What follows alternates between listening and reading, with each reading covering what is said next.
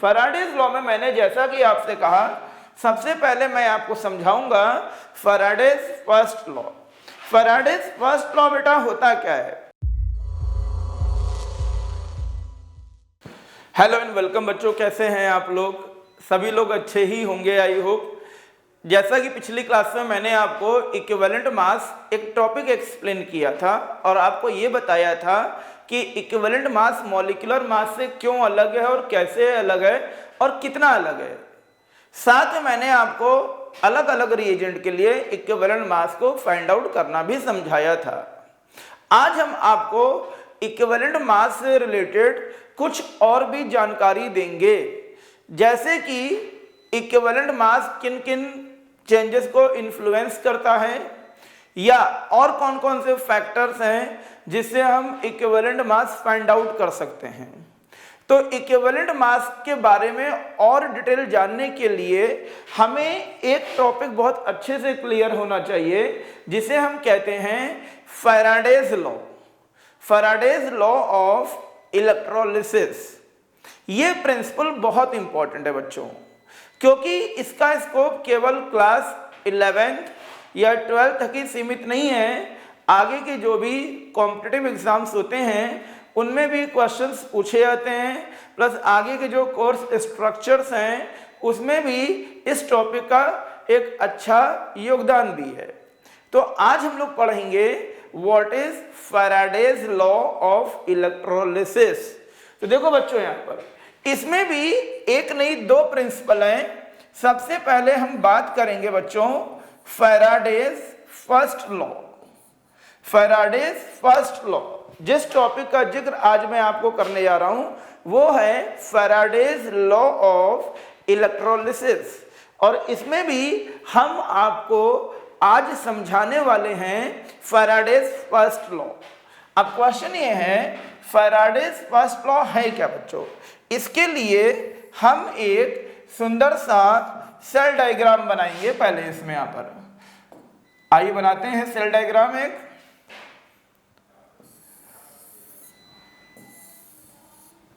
ये cell diagram मैं बना रहा हूं। इसमें यहां पर ये इलेक्ट्रोड है,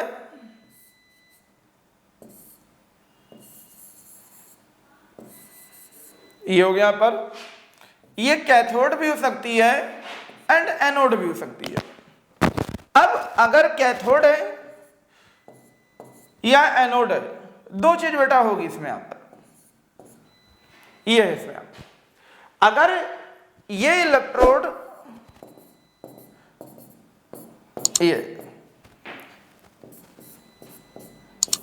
ये हो गया यहां पर,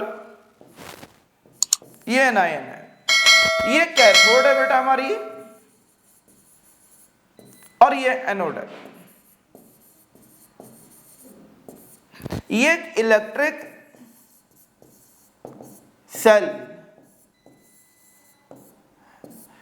हमारा यहां पर, ये एनायन है एंड ये केटायन है, और इंटायर लिक्विड मीडियम को हम इलेक्ट्रोलाइट कहते हैं बच्चों। क्या कहते हैं? इलेक्ट्रोलाइट। ये कंप्लीट सेल डायग्राम है जो कि आप सभी को बोर्ड पर दिख भी रहा होगा। सबसे पहले हम लोग आते हैं what is Faraday's law. Faraday's law में मैंने जैसा कि आपसे कहा, सबसे पहले मैं आपको समझाऊंगा Faraday's first law. Faraday's first law बेटा होता क्या है? फैराडेज फर्स्ट लॉ ये कहता है कि जब हम किसी भी इलेक्ट्रिक सेल में सर्टेन एम्पियर की करंट को पास करेंगे या विड्रॉन करेंगे तो उस सेल में एक चेंज कंडक्ट होता है, और ये जो चेंज होता है जिसे हम W से डिनोट करते हैं, it directly proportional to flow of charge in coulomb. फिर से रिपीट कर रहा हूं, द करंट, जब आप किसी भी, फिर से रिपीट कर रहा हूं बच्चों यहां पर, जब आप किसी भी इलेक्ट्रिक सेल में सर्टेन एम्पियर की करंट को पास करेंगे या करंट को विड्रॉन करेंगे तो आपको उस इलेक्ट्रिक सेल में एक सर्टेन चेंज होता कंसिडर होगा। ये जो भी चेंज सेल में आपको विजिबल होगा ये डिपेंड इस पे करता है आपने कितने कूलम की चार्ज या कितने कूलम की करंट सेल में पास की है या सेल से विड्रॉ करी है। मतलब अगर हम इसको आसान भाषा में बोलें तो प्रिंसिपल बच्चों क्या होता है यहाँ पर, प्रिंसिपल है the chemical change, the chemical change in an electric cell or electrochemical cell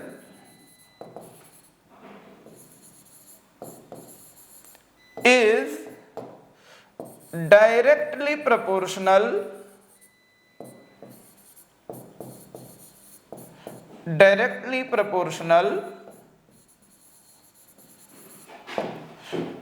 to the flow of charge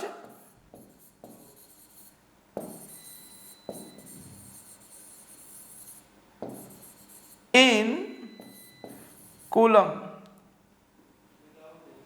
to the flow of charge in coulomb।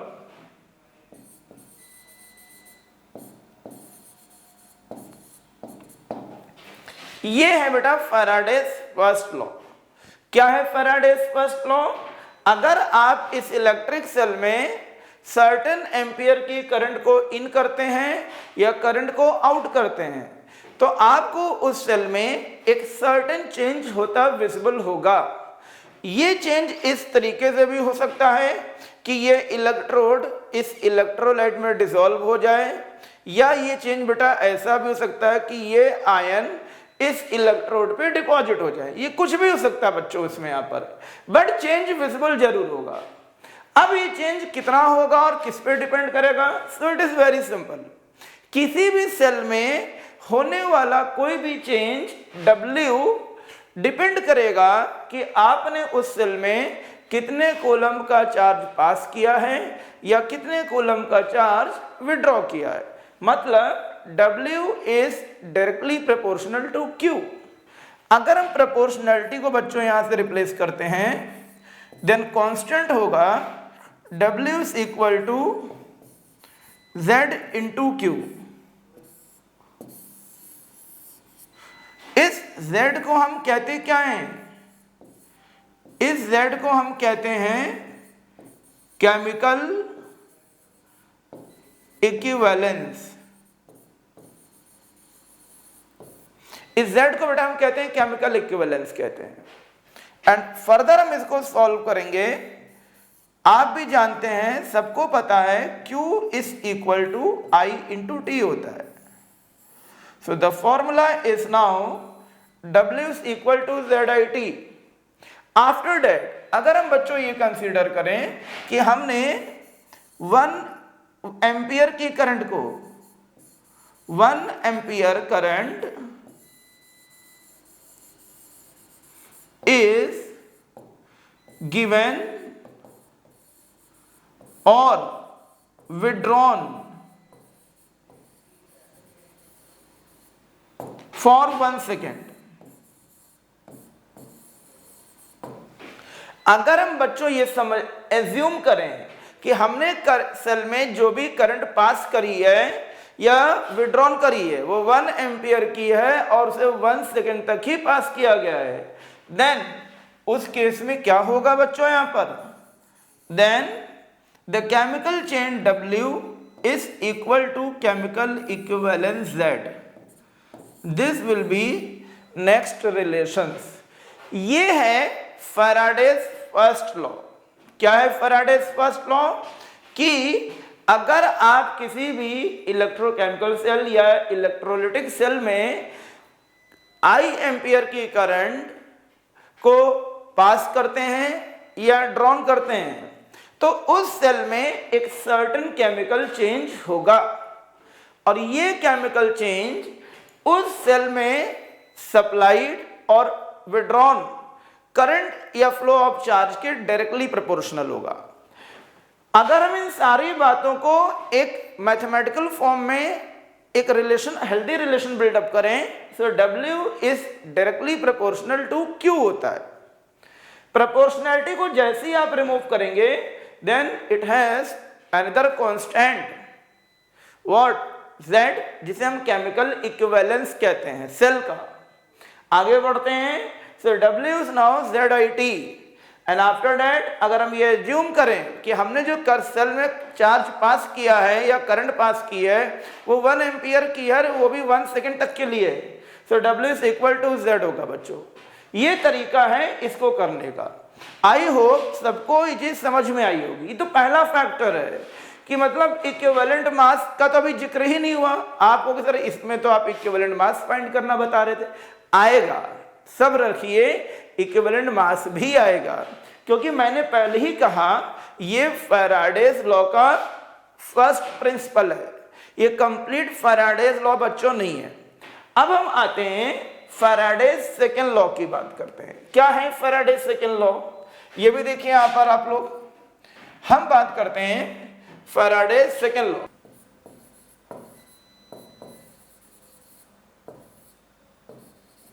Faraday's second law क्या है?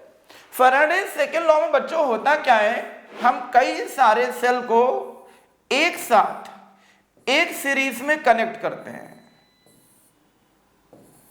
इस तरीके से।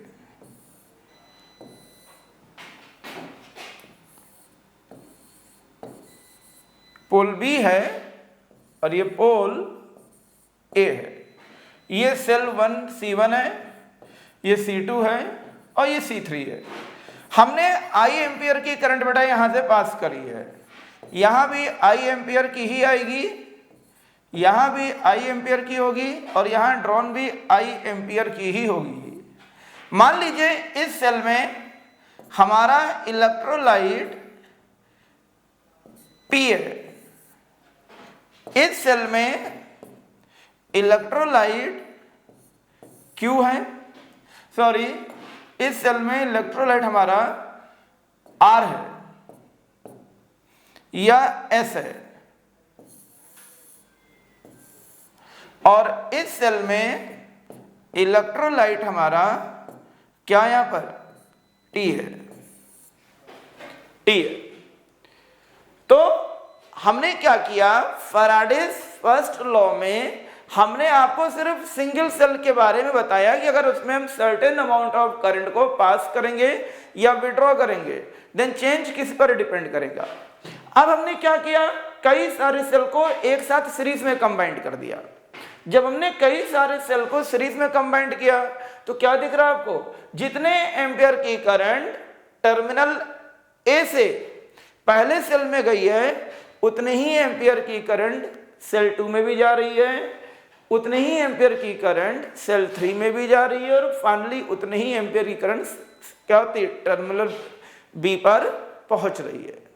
मतलब बच्चों ये है कि इन पर्टिकुलर सेल में जो भी चेंज होगा वो इस पर डिपेंड नहीं करेगा कि आप कितने एम्पियर की करंट को पास कर रहे हैं या कितने एम्पियर की करंट को विड्रॉ कर रहे हैं। अब क्वेश्चन ये डिपेंड किस पे करता है। तो फैराडेज सेकंड लॉ बेटा ये कहता है the chemical change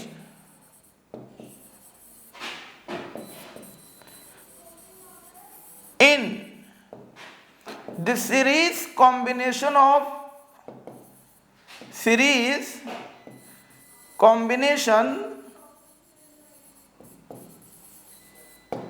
of each cell. The chemical change in the series combination of each cell is directly proportional to equivalent mass of electrolyte. Equivalent mass of electrolyte. ये है बेटा relation number 3। ये है Faraday's second law कि जब आप कई सारे सेल को एक सीरीज में कनेक्ट करेंगे और same amount of current pass करते हैं तो किसी भी सेल में जो भी केमिकल चेंज होगा वो उसमें रखे हुए इलेक्ट्रोलाइट के इक्विवेलेंट मास के डायरेक्टली प्रोपोर्शनल होगा। मतलब ये हुआ बच्चों, जिस इलेक्ट्रोलाइट का इक्विवेलेंट मास जितना ज्यादा होगा उसमें होने वाला केमिकल चेंज भी उतना ही ज़्यादा होगा। बट अगर इक्विवेलेंट मास कम है, इसका मतलब क्या है कि रिएक्शन में होने वाला चेंज भी क्या होगा, कम होगा। समझ में बच्चों आई कि नहीं आई बात? जैसे कि हम बात करते हैं सेल 1 के लिए। सेल 1 में ये क्या होगा, यहाँ पर WP change in P is directly proportional to equivalent mass of electrolyte P। Cell 2 में क्या होगा बच्चों, ये जो भी चेंज होगा ये डायरेक्टली किसके प्रोपोर्शनल होगा, equivalent mass of electrolyte S। और सेल 3 में क्या होगा बच्चों, change is directly proportional to equivalent mass of electrolyte T। और अगर हम यहां से देखें including all 3 relations from all relations, क्या देख रहे हैं आप लोग, ये हो जाता है W1 upon W2 is equal to E1 by E2। ये बेटा बनता है फॉर्मूला नंबर 4। ये है फैराडे सेकंड लॉ बच्चों। यहां पर अब आगे देखिए, यहां पर जैसे कि मैंने लिखा है W is directly proportional to E। आप सभी को दिख रहा होगा W directly proportional to E है, सबको दिख रहा होगा यहां पर। बट आप जानते हैं W is equal to Z भी होता है, इसलिए यहां से क्या हो जाएगा, E directly proportional to Z होगा। और अगर E directly proportional to Z है तो जैसे ही आप प्रोपोर्शनैलिटी को हटाएंगे तो ये हो जाएगा E is equal to F into Z। बच्चों क्या होगा, E is equal to F into Z। और इस F को बच्चों हम कहते क्या हैं, इस F को हम कहते हैं फैराडेज कांस्टेंट कहते हैं, फैराडेज कांस्टेंट। और इसकी वैल्यू बेटा होती है 96500 कूलम। ये होता है बच्चों यहाँ पर। और यहाँ से हमारे पास Z की वैल्यू क्या आ जाती है, E अपॉन F। ये होता है बच्चों रिलेशन नंबर 5। ये है रिलेशन नंबर 5। इस तरीके से चीजों को बेटा हम डिफाइन करते हैं। तो दोनों लॉ में एक चीज तो क्लियर है, अगर हम दोनों लॉ को अब यहां से मर्ज कर दें, याद कर, अब यहां देखिए अगर हम दोनों लॉ को मर्ज करते हैं, फैराडेज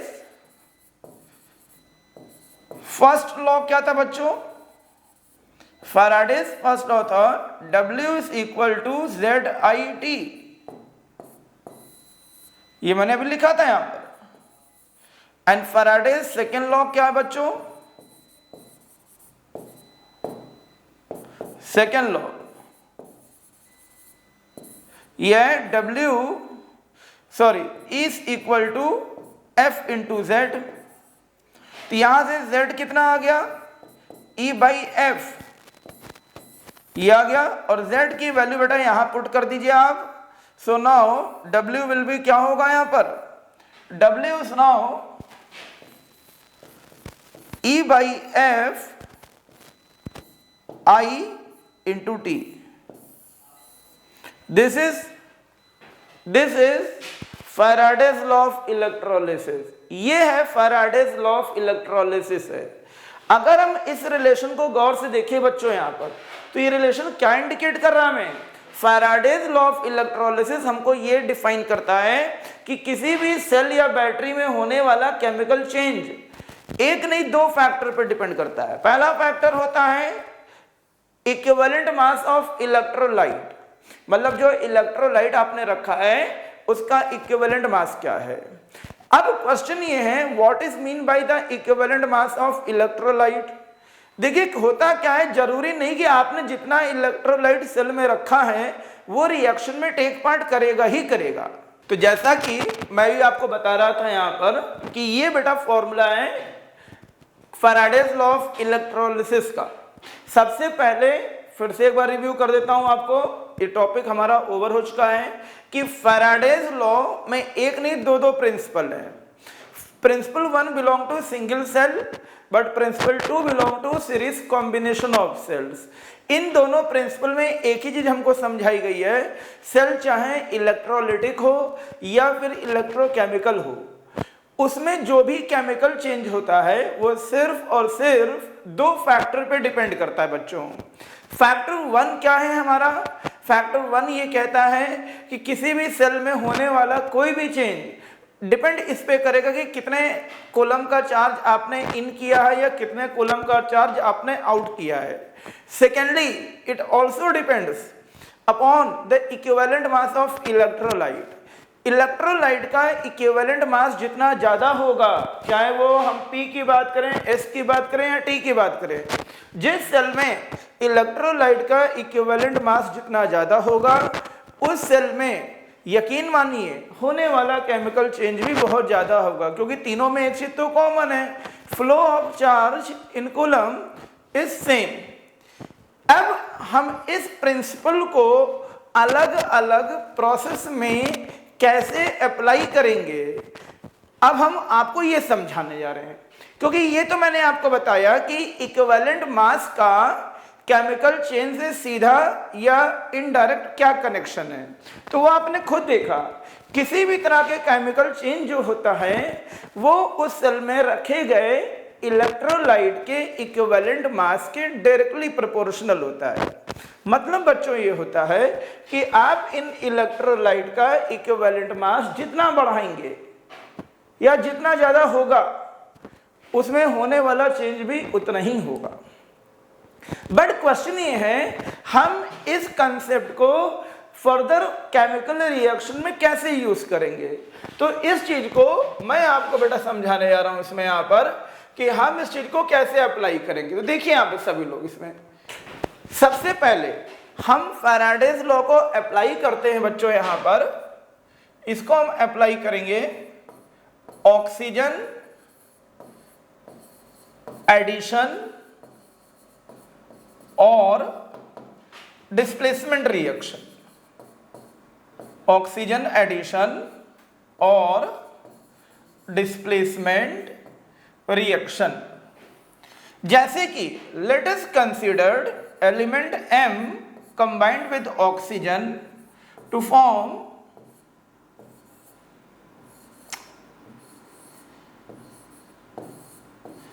ऑक्साइड।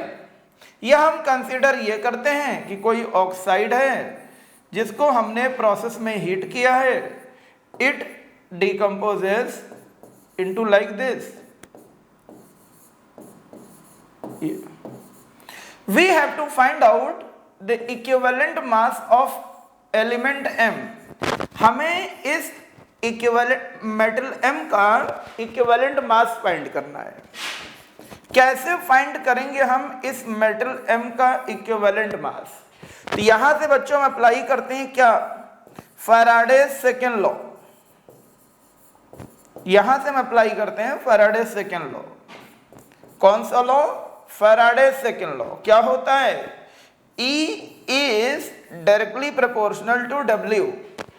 ठीक है, यहां पर क्या हो जाएगा?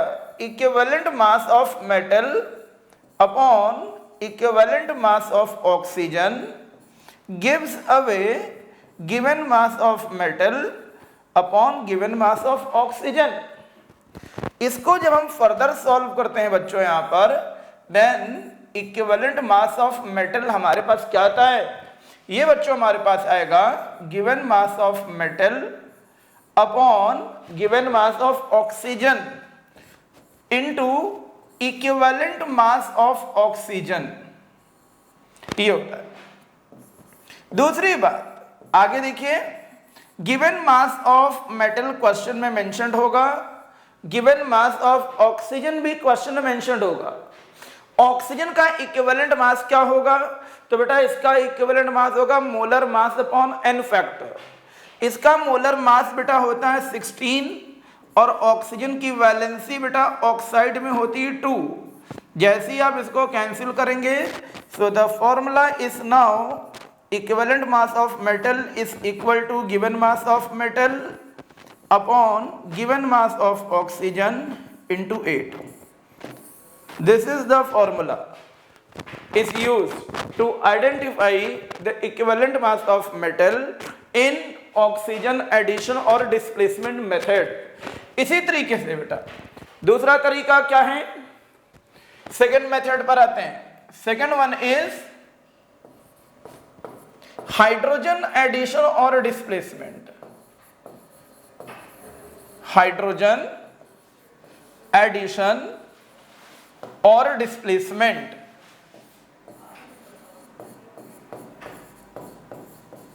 हाइड्रोजन एडिशन और डिस्प्लेसमेंट। हम हाइड्रोजन एडिशन और डिस्प्लेसमेंट मेथड में कैसे इक्विवेलेंट मास फाइंड करेंगे मेटल का या एलिमेंट का।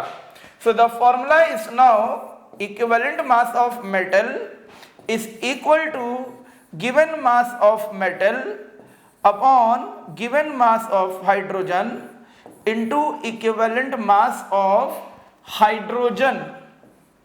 यहां पर हम बच्चों लेंगे equivalent mass of hydrogen।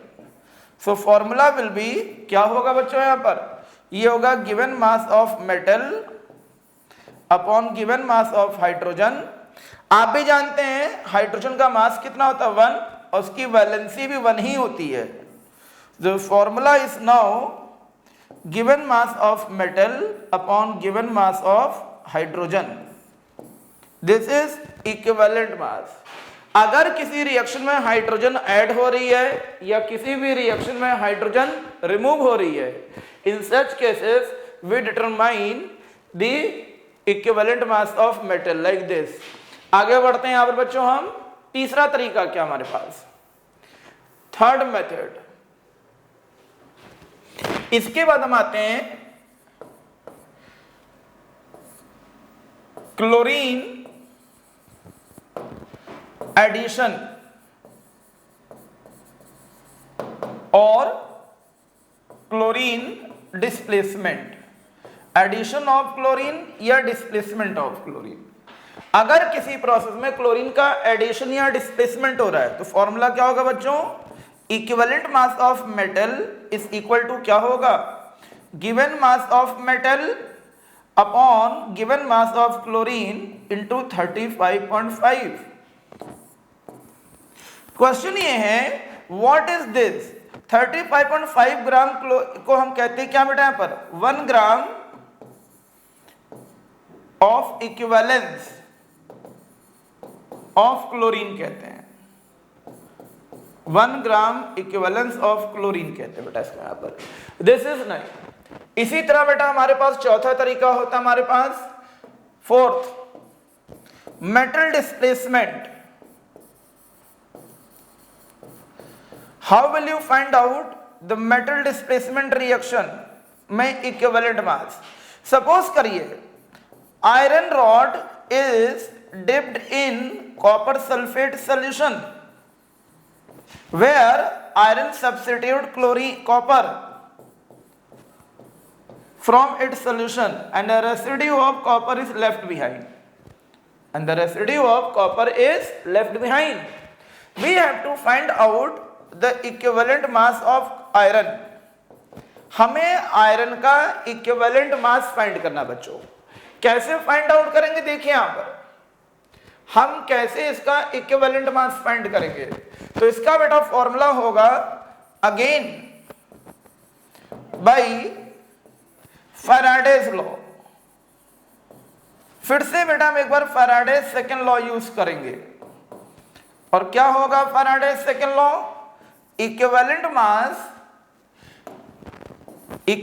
Mass of iron upon equivalent mass of copper is equal to given mass of iron upon given mass of copper। और यहां से बेटा फॉर्मूला बनता है इक्विवेलेंट मास ऑफ आयरन क्या हो जाएगा, given mass of iron upon given mass of copper into equivalent mass of copper. This is the formula.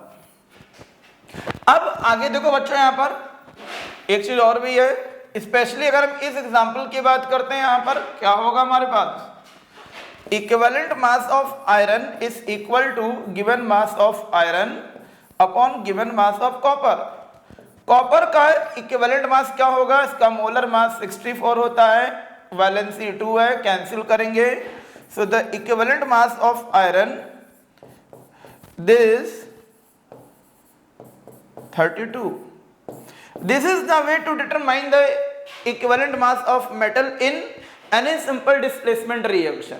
मतलब जो equivalent mass है बेटा, ये एक limited concept नहीं है, it has a wide range of applications and all type of reaction, हर कोई reaction कैसी भी हो बिना इक्विवेलेंट मास के कंप्लीट नहीं होती है। इक्विवेलेंट मास क्योंकि बेटा एक्सपेरिमेंटल मास होता है जो किसी भी दूसरे एलिमेंट के 1 ग्राम इक्विवेलेंट से या तो कंबाइंड होता है या फिर डिस्प्लेस होता है। ये चीज हमेशा याद रखिएगा, जितना इन्वॉल्वमेंट आपका किसी पर्सन एक्स से होगा अंडर सेम कंडीशन, उतना ही इन्वॉल्वमेंट आपका पर्सन वाई से भी हो, जरूरी नहीं है।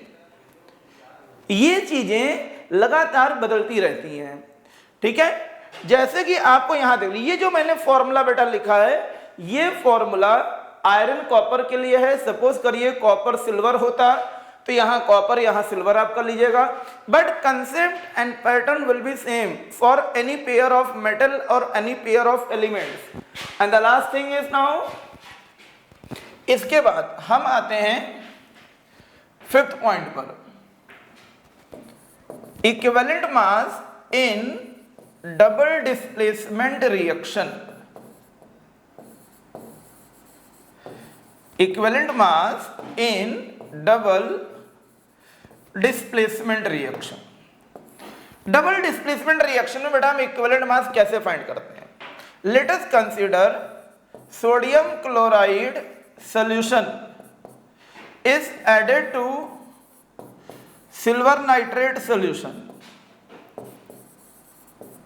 and it forms AgCl plus NaNO3। ये अब सपोज करिए आपको फाइंड करना है सिल्वर का equivalent mass. You have to find out the equivalent mass of silver. तो हम क्या करेंगे, सिल्वर के दोनों कंपाउंड को कंपेयर करेंगे बाय फैराडेज सेकेंड लॉ। हम यहां बेटा अप्लाई करते हैं फैराडेज सेकेंड लॉ। क्या हो जाएगा यहां पर फॉर्मूला, ये होगा equivalent mass of AgNO3 upon equivalent mass of AgCl gives away given mass of AgNO3 upon given mass of AgCl। इस तरीके से बेटा रिलेशन बिल्डअप करेंगे। मान लीजिए आपको सोडियम का इक्विवेलेंट मास पूछते तो equivalent mass of NaCl upon equivalent mass of NaNO3 gives away given mass of NaCl upon given mass of NaNO3। ऐसे बेटा हमें करना है यहाँ पर, ठीक है। ऐसा नहीं हो सकता है कि हमसे सिल्वर का इक्विवेलेंट मास पूछा गया है और हम एक्सप्रेशन सोडियम का लिख रहे हैं। हमें सोडियम के सिल्वर के ही दोनों कंपाउंड के इक्विवेलेंट मास को कंपेयर करना होगा उनके गिवन मास से by putting it's value in Faraday's second law. अब आगे देखो बच्चों यहाँ पर क्या होगा, हम आगे कंटिन्यू करते हैं। Given mass of AgNO3 upon given mass of AgCl क्या होगा, इक्विवेलेंट मास ऑफ AgNO3 को बच्चों हम लिखते हैं equivalent mass of silver ion upon equivalent mass of nitrate ion. ऐसी equivalent mass of silver ion plus equivalent mass of chloride ion. इस तरीके से बेटा हम लिखते हैं इसमें यहाँ पर। इस इक्विवेलेंट मास ऑफ सिल्वर को आप क्या करिए, इसे x लेट कर लीजिए, तो ये बेटा हो जाएगा x प्लस नाइट्रेट का इक्विवेलेंट मास क्या होगा, क्योंकि एनायन है, एनायन का इक्विवेलेंट मास क्या होता है, molecular mass upon net charge. तो उसका मोलर मास कितना आएगा 48 प्लस 4 48 प्लस 14 48 प्लस 14 होगा बेटा इसमें 62 एंड चार्ज है 1 यूनिट का, तो डिवाइड बाई 1 करेंगे हम, 62 डिवाइड बाई 1।